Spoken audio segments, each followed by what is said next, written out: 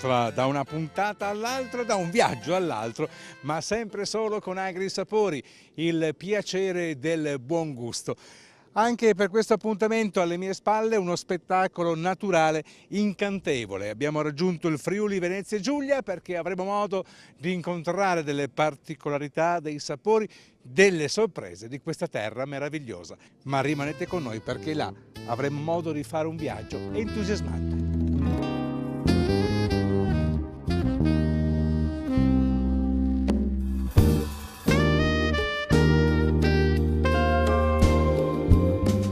Bene amici cari, cominciamo dunque il nostro viaggio. Sono con il signor Giuseppe Damiani che è il direttore del consorzio turistico Piancavallo Dolomiti Friulane, Montagna Leader, poi spieghiamo bene il tutto. Però signor Giuseppe, noi siamo all'interno di un posto meraviglioso nel comune di Magnago. Dove ci troviamo?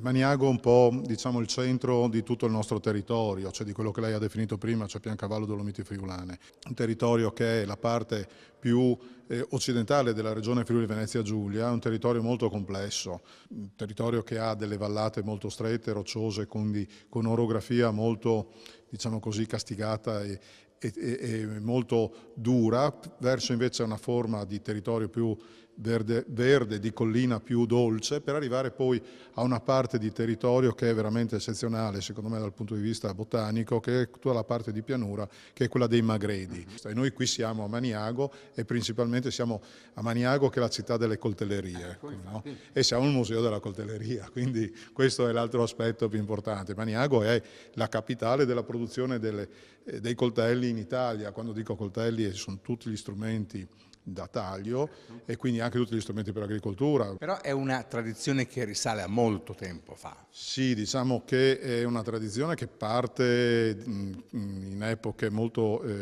storiche, diciamo di tutto il periodo del Medioevo, e per arrivare alle prime forme di industrializzazione in cui l'illuminato, diciamo, del territorio, che era questo conte Niccolò di Magnago, ha l'intuizione di fare la derivazione dei corsi d'acqua per ingegnerizzare e sfruttarla come forza motore.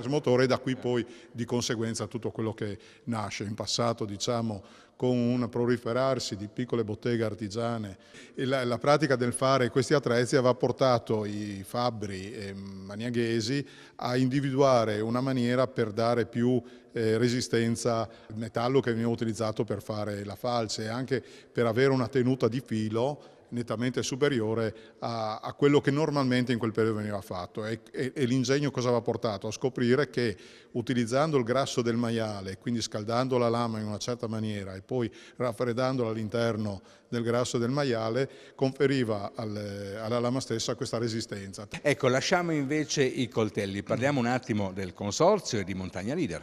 È un territorio che noi promuoviamo, vendiamo come un luogo deputato al turismo attivo, quindi una palestra al cielo aperto, dove in tutte le stagioni nell'arco dell'anno riusciamo a fare una serie di attività fisiche e non solo fisiche. Quando dico un turismo attivo, è attivo sia dal punto di vista fisico, quindi nella pratica degli sport, ma fisico anche mentale, no? Ritornando invece agli aspetti più ludici, diciamo così, quelli che possono essere l'aspetto fisico, abbiamo anche qui, siccome la complessità del territorio ve l'ho detta, diverse possibilità, cioè l'invernale, perché abbiamo uno dei 5 poli che in regione diventano poli bianchi, cioè il Piancavallo, dove è possibile fare un'attività sciistica, dove c'è una complessità di piste per fare le attività sportive più tranquille, che sono la discesa normale piuttosto che le ciaspole, piuttosto che i percorsi di trekking con gli sci, di sci nordico, ma si possono fare anche cose un po' più estreme come il freestyle, oppure durante il periodo estivo per andare nella stagione verde, dove è possibile utilizzare gli impianti di risalita per fare il downhill, quindi le biciclette a seguito per buttarsi. Tutto il resto del territorio, grandi passeggiate, particolarità di fare canoeing. Direttore, noi avremo modo di incontrarci in più occasioni, questo nostro percorso invece lo abbiamo voluto dedicare, lo vogliamo dedicare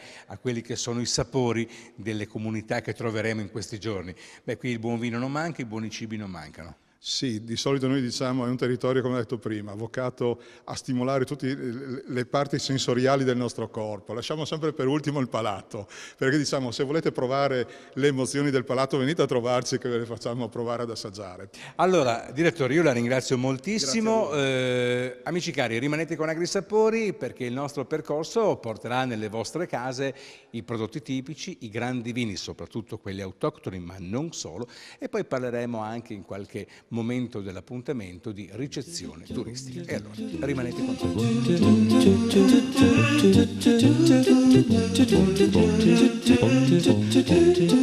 Abbiamo raggiunto il comune di Cavasso Nuovo e siamo all'interno di un locale storico che fra pochi istanti vi presenteremo. Prima però introduco Filippo Bier perché con lui conosceremo un prodotto storico, tipico e tradizionale di questa terra. Filippo caro, questa è la famosa pitina. Pitina, esattamente, un salume che si risale ai primi dell'Ottocento e si era iniziato a fare nelle nostre montagne qui sia in Val Tramontina che in Valcellina e normalmente proprio con le carni di capra. La capra perché era l'animale che si allevava in montagna, in quanto la mucca aveva bisogno del fieno d'inverno, aveva bisogno di foraggio. Le nostre montagne non hanno grandi pascoli, c'è molto bosco. Per cui la capra veniva proprio utilizzata come l'allevamento per uso familiare, però la capra a un certo momento bisognava cambiarla dal gregge, se ci tenevano quelle giovani e quelle più anziane, quelle ormai non più produttive, no? Non si potevano buttare via. E quindi l'ingegno qual è stato? Quello di trasformare le carni diciamo mondate, pulite dal grasso, dai tendini, da tutto, si manteneva solamente, curava solamente la pura polpa, il magro, e mescolato con una piccola parte di lardo si formano proprio queste polpettine di carne, quindi con del sale, del pepe, del vino, dell'aglio. Ecco, io vedo che ha una forma particolare, ma anche una procedura di produzione particolare, perché c'era anche la difficoltà nel trovare i budelli, non si poteva insaccare. Per arrivare al paese più vicino dove si poteva, per dire, trovare sì e no, forse un po' di lardo di maiale o di le budella, bisognava camminare tutta una mattinata, quindi ci voleva un giorno di cammino. E quindi hanno escogitato proprio questo sistema, invece di utilizzare il budello, utilizzavano al posto del budello la farina di mais, cioè viene impanata, infarinata nel mais, nel grano turco. Dopo il problema era la conservazione di conseguenza venivano messe vicino al fuoco, quindi c'era proprio il caminetto e sopra c'erano delle tavole di legno, delle graticole e dove venivano sistemate le pittine appena prodotte e il calore del fuoco e il fumo, no, le asciugava e dava anche questo aroma, questa caratteristica. Inoltre un anziano mi diceva, che è una cosa anche curiosa, bella, Filippo, dove sotto il caminetto era l'unico posto dove non arrivavano le mosche.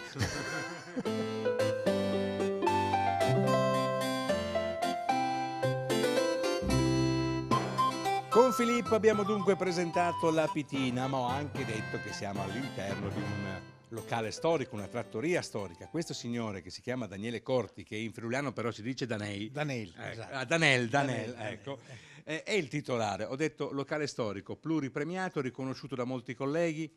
Sì, effettivamente è così. E noi siamo qui da 37 anni, facciamo i ristoratori e niente, siamo arrivati a questo punto qua, grazie a tutti quelli che mi hanno premiato anche.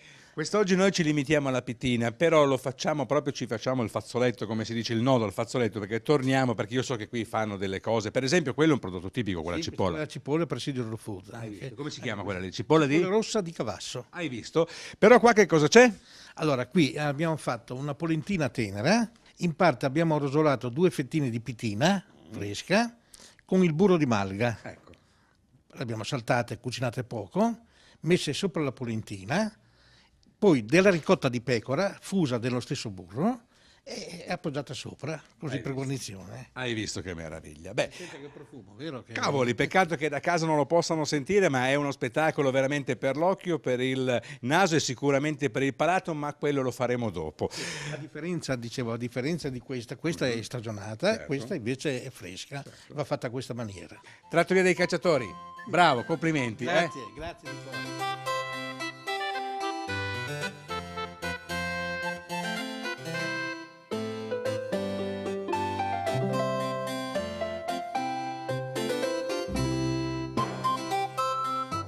Ci troviamo nel comprensorio territoriale di Pinzano al Tagliamento e sono con il signor Emilio Bulfon.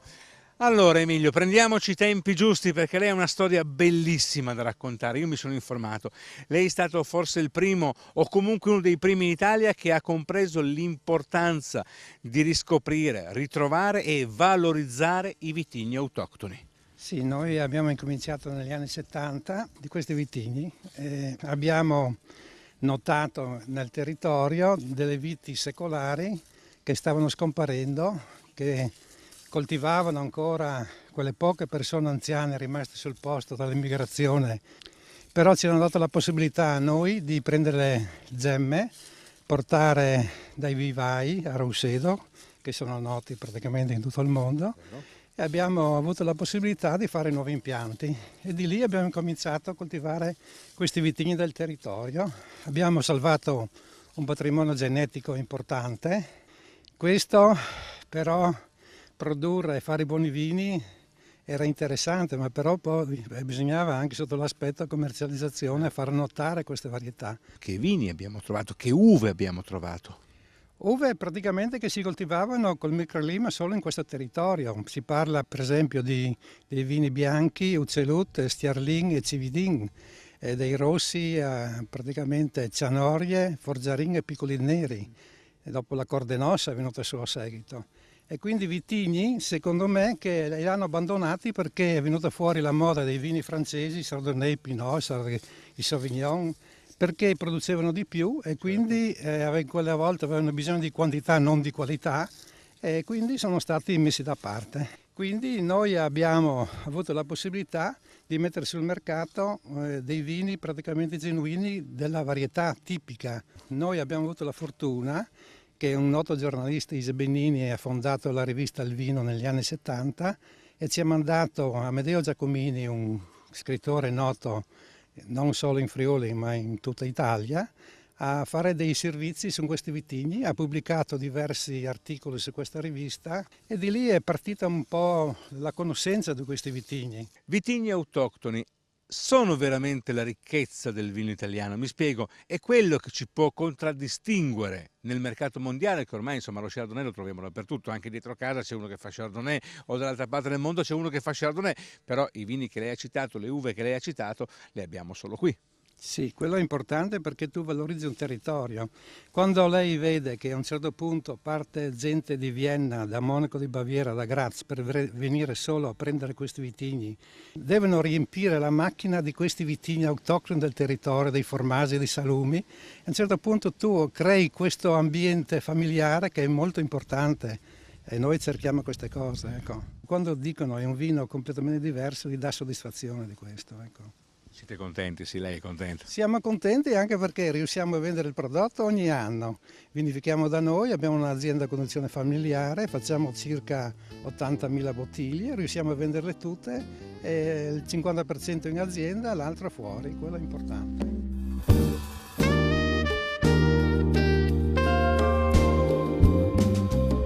Come ci ha raccontato il signor Emilio, bere i vini sul territorio, vini del territorio sul territorio, sicuramente è una filosofia aziendale. A tal proposito, questa volta con me c'è Lorenzo, che è figlio di Emilio, poi c'è anche tua sorella in azienda. Dire autoctoni è una cosa semplice a volte così davanti a una telecamera, ma quali sono poi le difficoltà che incontriamo quando andiamo a vinificare e a produrre? Come vinificazione può essere simile agli internazionali, anche se magari ci sono alcune varietà che vegetano di più, hanno una produzione un po' più difficoltosa, quindi c'è da fare diradamento, da pulire, però siamo ai livelli degli internazionali. Tra le tante varietà che avete riscoperto, qual è quella che più ti dà soddisfazione? Per noi è il Piccoli Neri, che è un grande vino, che ha una grande struttura, che si può abbinare con sia varietà di cibi, dalle carni bianche alle carni rosse, e lo esportiamo in tutto il mondo. Ecco, voi come realtà produttiva di vini autoctoni avete anche una struttura ricettiva. Sì, allora insieme alla mia famiglia abbiamo deciso di completare l'offerta della cantina facendo un alloggio agrituristico. sempre appunto per portare la gente sul territorio che volendo assaggiare i vini poteva anche fermarsi sul territorio a dormire e così visitare quello che c'è intorno. Qui vicino c'è il Tagliamento, che è un fiume che offre uno spettacolo straordinario. Infatti noi puntiamo molto sul tagliamento perché il tagliamento è uno degli ultimi fiumi a carattere torrentizio che c'è in Europa e vengono da tutto il mondo per studiarlo, quindi noi cerchiamo di portare gente proprio a vedere il tagliamento e poi tutto il resto, insomma. E noi vi facciamo i complimenti. Grazie ancora a Lorenzo, a Emilio Bulfon, alla famiglia Bulfon, però prosegue questo nostro viaggio in terra friulana.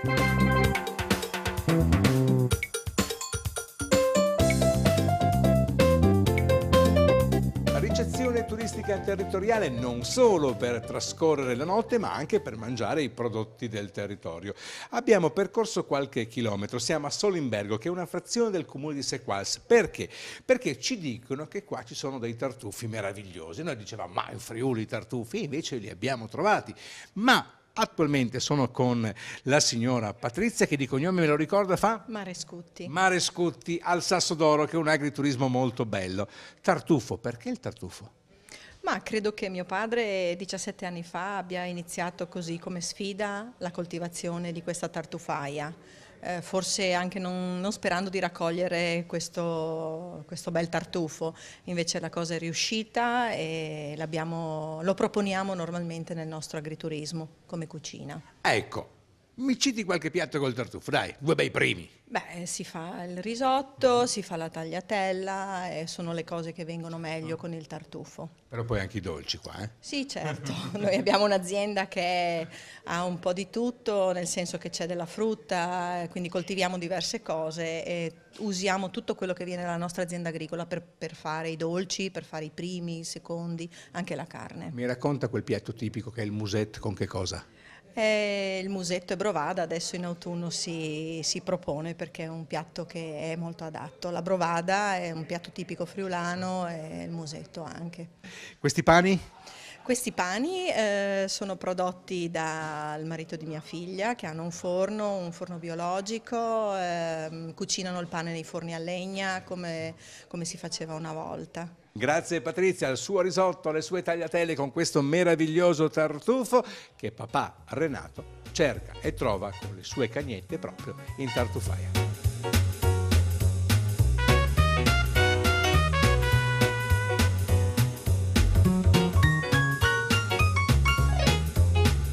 Solimbergo è una frazione invece di Sequals e io sono con Renato Marescutti, questo signore all'interno di un noccioletto. Lui è in attività e perciò se si muove non vi fate problemi. Stiamo cercando il tartufo. Tartufo nero pregiato. Allora, che tartufo è quello che si trova qua? Melanosporum, nero pregiato. Renato, lei chiaramente ha il cane, Akira. Sì, Akira e poi ho sua figlia, Tea. Sono due cani addestrati a 3 mesi, erano già scavavano già il tartufo a 3 mesi. Quanto ha Akira adesso? 9 anni. 9 anni. E lei da quanto tempo è che va a tartufi? Sono 20 anni. L'ho sempre avuta nella testa questa tartufaia, da fare la tartufaia. Quando sono venuto un poco più anziano, diciamo, ho avuto modo di avere il terreno a disposizione per poter fare le tartufaie.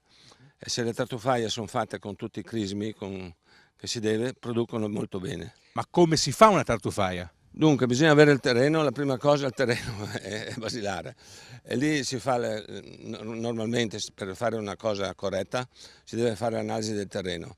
In base all'analisi del terreno ci consigliamo il tipo di piantine di tartufo da mettere giù e il tipo di tartufo e il tipo di piantine micorizzate. Questo vuol dire che non tutti i terreni chiaramente sono adatti? No, assolutamente no. Qui tutte nocciole? No, qui abbiamo il nocciolo, più abbiamo le querce, le farnie, tutta la famiglia delle farnie. Ho sentito che lei raccontava che il tartufo tende a non far crescere poi l'erba. Beh, sì, solo questo, che il melanosporum, produce un ormone, man mano che viene avanti le radici fa morire l'erba.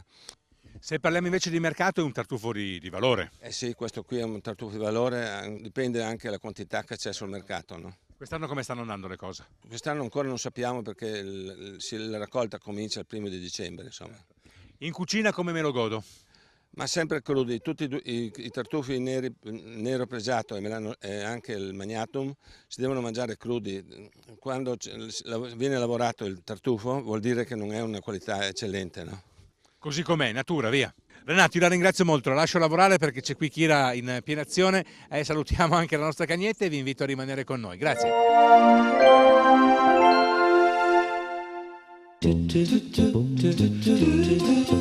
Troviamo anche il comune di Séquals, un comune famoso per i tempi del passato, per le vittorie di Primo Carnera, il grande pugile italiano, ma oggi siamo qui per parlare dei tempi nostri, di una realtà odierna nel mondo della produzione vinicola. Parliamo di grandi vini. Con me c'è la signora Fernanda Cappello, qui c'è una storia non solo di bottiglie e di bicchieri, ma soprattutto di vita, perché la cantina nasce da un'idea del passato proprio di papà e mamma.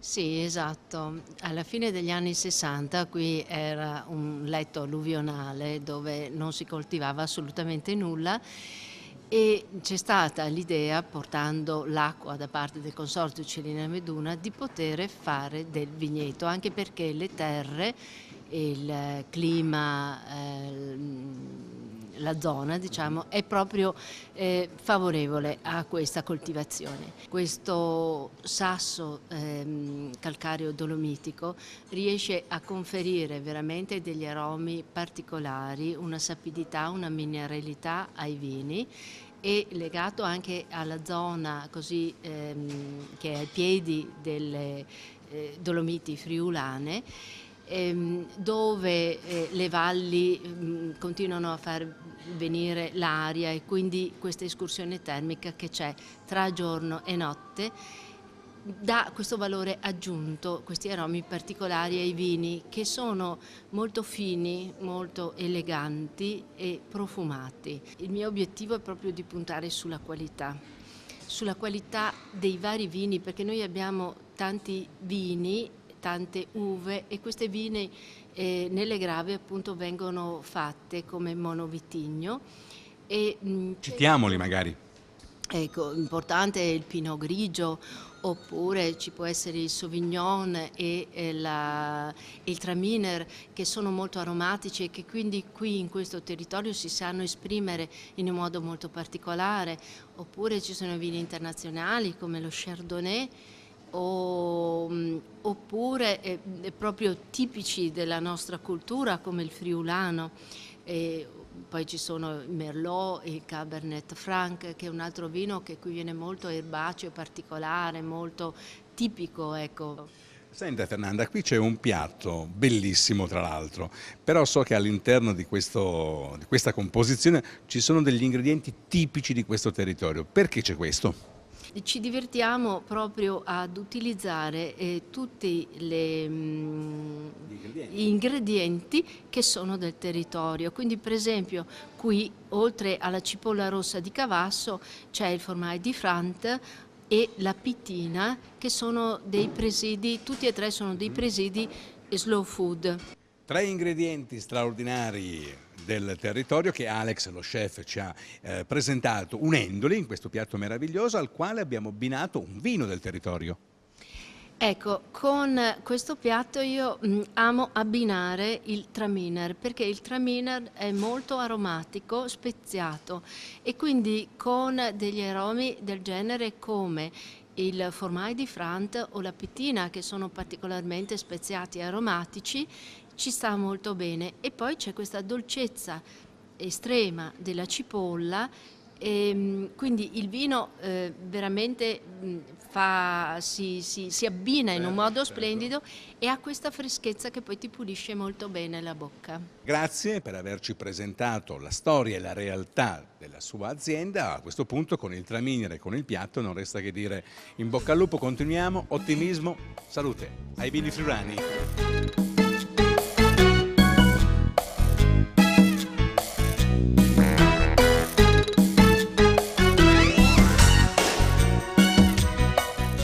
Al Belvedere di Séquals ci ha aperto le porte, ci ha accolto Silva delle Case. Silva cara, avete preparato una meraviglia qui per le nostre telecamere. Pensate che saranno 3 piatti, 3 ricette che hanno comunque un ingrediente comune del territorio, ma tutto a suo tempo. Come va Silvia? Tutto bene? Benissimo, grazie. Sei pronta per elencare? Sì, senz'altro.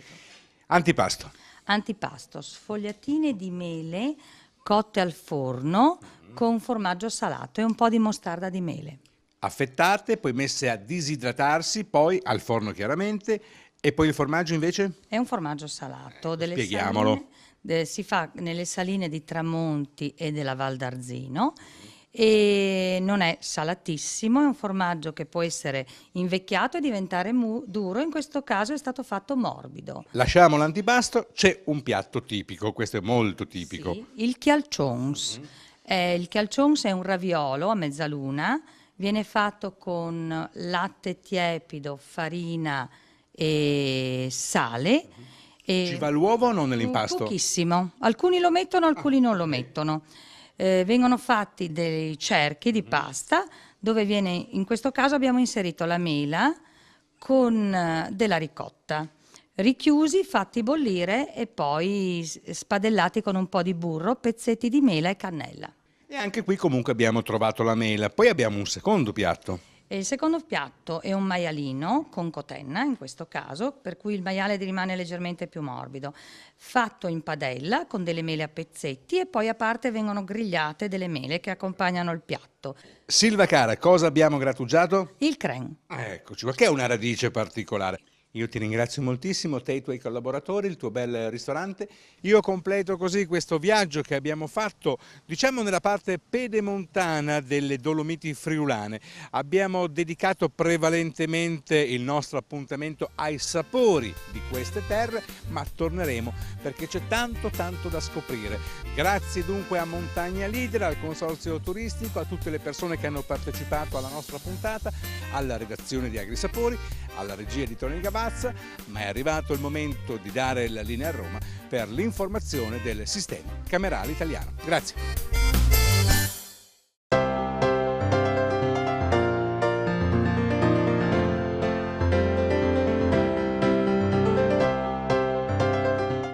In Italia mancano informatici, assistenti sociosanitari, meccanici ed elettrotecnici, ma anche esperti software di gestione aziendale e programmatori. Lo confermano le imprese monitorate dal sistema informativo Excelsior di Unioncamere e Ministero del Lavoro, che non riescono a reperire personale adeguato alle loro esigenze, tanto che i profili mancanti sono 47.000. Un problema che investe sia laureati che diplomati, le cui assunzioni quest'anno dovrebbero arrivare a quota 367.000, il 13% di difficile reperimento. Un paradosso stando agli attuali tassi di disoccupazione, ma la situazione sta migliorando rispetto allo scorso anno, quando gli introvabili erano 65.000. Imprese che lamentano anche competenze non adeguate alle mansioni da svolgere, che riguardano la formazione, ma anche la capacità di lavorare in gruppo o la mancanza di flessibilità e adattamento. Nuovo boom di richieste di mediazione a ottobre negli organismi delle Camere di Commercio, aumentate in un mese dell'8,4%. Con la reintroduzione dell'obbligo per alcune tipologie di controversie civili, fa sapere Unioncamere, sono state depositate oltre 1.500 procedure contro le 835 di settembre, quando il ricorso alla mediazione, prima di adire un giudice ordinario, era solo facoltativo. In pratica si tratta del 27,3% di tutti i procedimenti depositati nei 9 mesi di mediazione volontaria. Soddisfatto il presidente Ferruccio Dardanello, secondo il quale i dati di ottobre confermano che la mediazione può essere la leva per cambiare in meglio il volto dell'Italia.